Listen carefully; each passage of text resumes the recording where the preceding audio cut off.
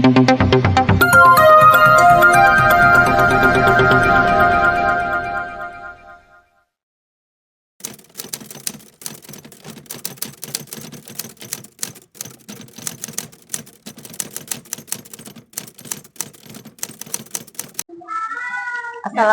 warahmatullahi wabarakatuh. Perkenalkan, saya Ratna dari Kota Tangerang, CGP Angkatan 11.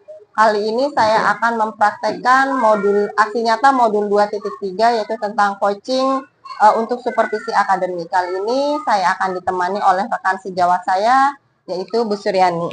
Assalamualaikum Bu Suryani. Waalaikumsalam warahmatullahi wabarakatuh. Gimana kabarnya nih? Alhamdulillah baik. Ya, terima kasih Bu Suryani sudah menemani saya untuk kegiatan kali ini. Iya, nah, sebelum kita coaching ya Bu Suryani, saya menyampaikan tujuan dari praobservasi ini, yaitu agar nanti ketika Bu Suryani melakukan observasi di kelas, itu semua tujuan pembelajarannya tercapai dan Bu Suryani lebih siap serta lebih pede lagi di depan anak-anak ya.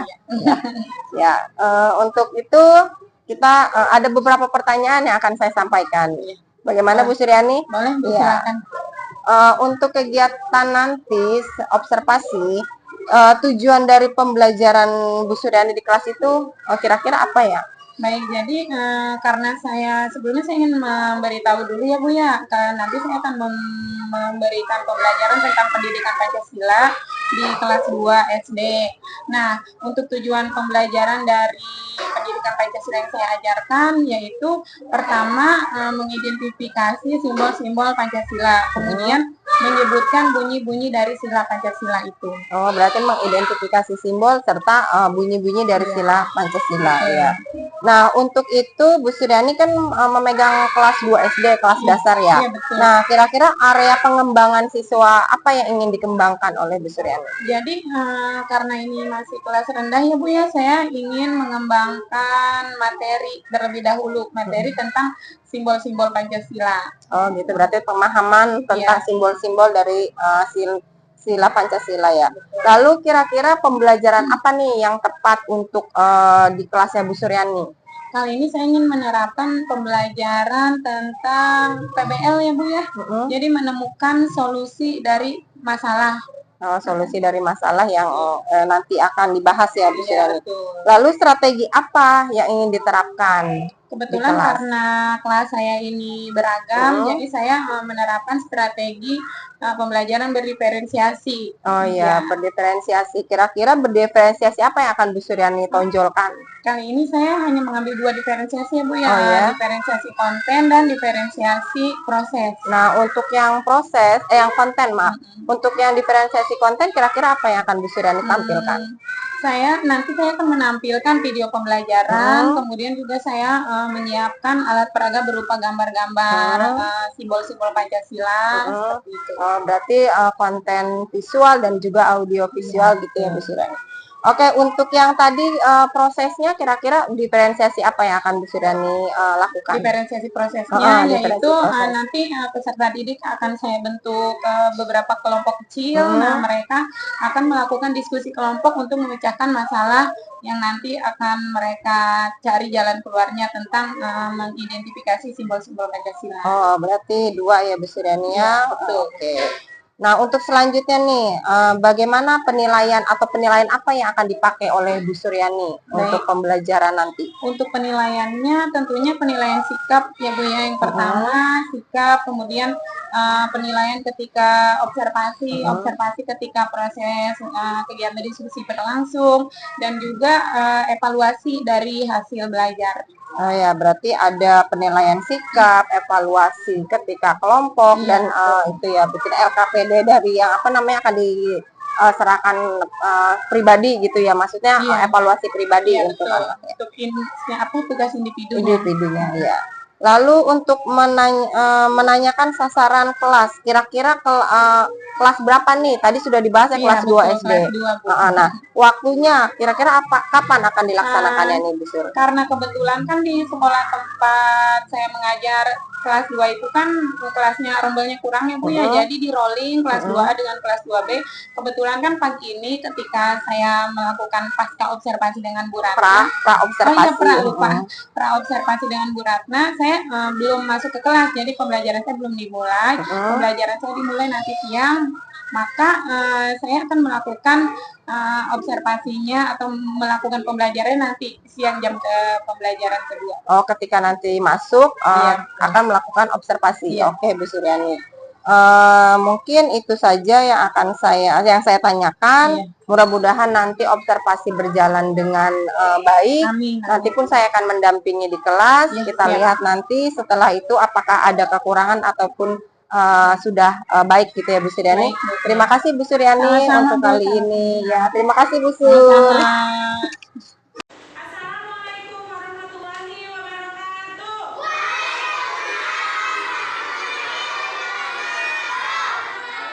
Kelas 2A. Sebelum memulai pembelajaran kita kali ini, seperti biasa kita berdoa dulu ya anak-anak ya. Siapa yang mau mimpin doa? Vira atau Orlin? Vira, ya udah ya Vira mimpin doa dulu ya.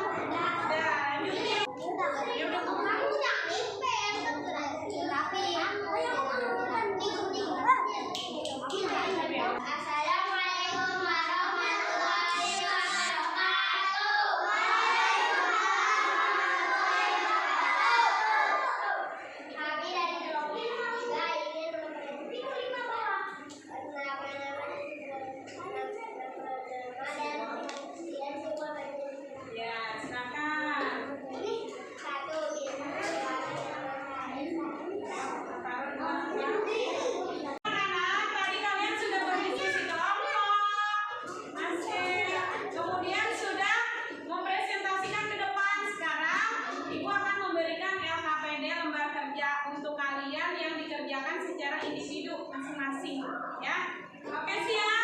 Ya,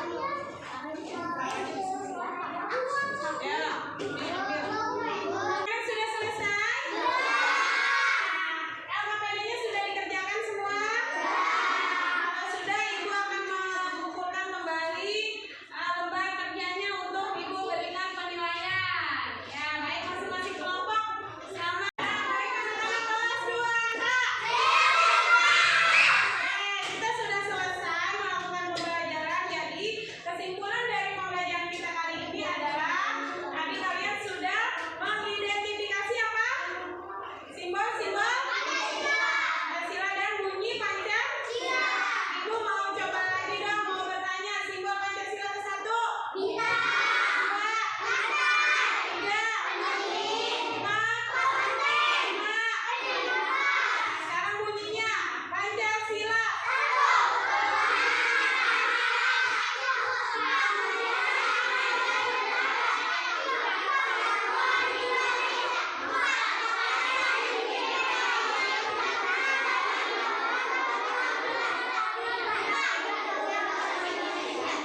Prima keadilan sosial bagi seluruh rakyat. Materi selanjutnya adalah tentang nilai-nilai Pancasila. Jadi nilai pengamalan yang akan diterapkan dari Pancasila itu sendiri akan dipelajari yang akan datang ya.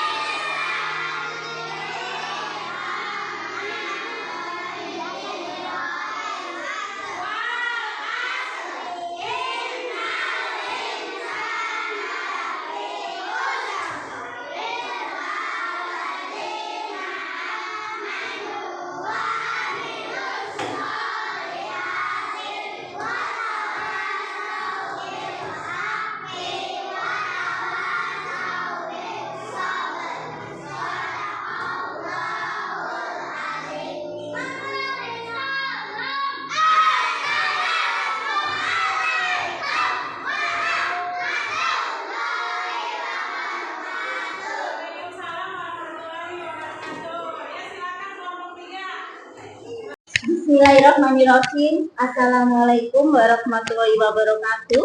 Waalaikumsalam warahmatullahi wabarakatuh. Yang Ibu hormati, Ibu cintai, Bu Ratna, Bu Suryani. Alhamdulillah ya, hari ini kita bisa hadir di sini dalam kegiatan pendampingan individu yang kelima, di mana di sini itu sebagai PP.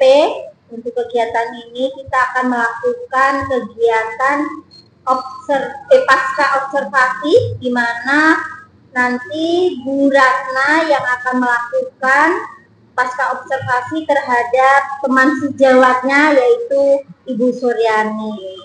Ya, mudah-mudahan kegiatan kita PI 5 ini berjalan dengan baik. Amin. Ya, monggo Bu Ratna silahkan melakukan kegiatan pasca observasi kepada teman sejawatnya, yaitu Bu Suryani. Silakan. Terima kasih Ibu selaku PP. Izinkan saya untuk melakukan pasca observasi bersama dengan Bu Suryani. Ya, Bu Suryani, alhamdulillah observasi kemarin di kelas sudah saya lihat dan sudah saya amati ada beberapa catatan dalam catatan saya ya Bu Suryani. Ya. Di antaranya yang pertama di situ pembukaan sampai dengan ice breaking, sampai dengan penyampaian materi, terus juga LKPD, itu sudah berjalan sesuai dengan modul ajar yang sudah Bu Suryani susun. Nah, di sini tujuan dari pasca observasi ini kan merefleksi kegiatan kemarin. Nah, ada beberapa pertanyaan yang akan saya sampaikan sama Bu Suryani.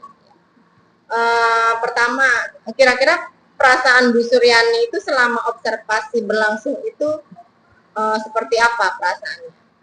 ketika saya diobservasi ya Bu ya, walaupun dengan teman sejawat gitu, tetap aja ada rasa gimana ya Bu, rasa apa ya, grogi gitu ya, walaupun kita setiap hari sering ngobrol gitu bareng sama teman sejawat, tapi kalau ketika kita mengajar dan diliatin sama orang gitu di depannya, tetap ada perasaan grogi gitu ya Bu ya. Cuman alhamdulillah saya senang gitu Bu melakukan pembelajaran di observasi sama Bu Ratna. Itu kan jadi lebih apa namanya, untuk saya itu kan saya lebih mengetahui tingkat kemampuan saya bagaimana gitu kan. Iya. Gitu Bu. Berarti ada perasaan tegang, Iya. tetapi juga bisa memperbaiki dari yang observasi tersebut Iya ya Bu. betul Bu. Lalu yang kedua, proses yang telah dilakukan itu kan kemarin ada yang namanya proses diferensiasi ya Bu ya. Kemarin di modul ajar Bu Suryani ada diferensiasi konten dan proses. Nah, kira-kira menurut Bu Suryani apakah sudah berjalan? Alhamdulillah sih kalau menurut saya berjalan ya Bu ya. Apa namanya, diferensiasi konten, saya di situ menampilkan video pembelajaran terkait materi yang akan diajarkan waktu itu kan tentang simbol-simbol Pancasila ya Bu ya. Kemudian saya menampilkan apa namanya, alat peraga berupa gambar-gambar Pancasila, kemudian penerapan sila-sila Pancasila seperti itu Bu, itu untuk konten. Kemudian kalau untuk prosesnya itu saya melakukan kegiatan pembelajaran diskusi kelompok dengan peserta didik gitu. Jadi dengan cara diskusi kelompok itu mereka kan bisa berkolaborasi sesama kelompoknya, dan saya juga ketika diskusi itu apa namanya, mendampingi. Jadi memfasilitasi peserta didik jika mereka ada kesulitan dalam melakukan diskusi kelompoknya. Iya, betul sekali, sesuai dengan modul ajar ya, ada diferensiasi konten dan juga proses, di mana kontennya itu ada video dan juga ada gambar, serta prosesnya ada diskusi dan presentasi dari peserta didik ya. Terima kasih Bu Suryani. Lalu selanjutnya, kira-kira ada hambatan nggak tuh dalam melakukan proses pembelajaran kemarin? Kalau hambatan ada sih Bu ya, cuman ya nggak terlalu menghambat banget gitu. Paling dengan perbedaan atau karakter peserta didik yang beragam ya Bu ya, apalagi ini kelas 2 gitu, kelas rendah. Saya mungkin agak kesulitannya yang anak yang kurang bisa diatur gitu ya Bu ya, mungkin seperti aja, tapi itu masih bisa masih bisa dikendalikan sih Bu. Iya, ya berarti memang kemarin juga saya lihat ya ada beberapa anak yang terlalu aktif, bahkan ada yang juga terlalu diem gitu ya. Ada. Gitu ya, jadi hambatannya ya Bu Suryani. Lalu dari hambatan tersebut, kira-kira apa yang akan dilakukan Bu Suryani? Untuk mengurangi dan mengatasi hambatan. Paling saya kemarin juga mensiasatinya kalau sedang saya menjelaskan atau menampilkan video ada anak yang aktif gitu ya Bu ya, kadang nggak mau diam atau bu belum apa-apa udah bu belum selesai udah Bu. Paling saya kalau anak mulai nggak kondusif gitu ya salah satunya dengan melakukan ice breaking gitu Bu. Dengan ice breaking ini kan anak-anak jadi fokusnya itu jadi kembali gitu.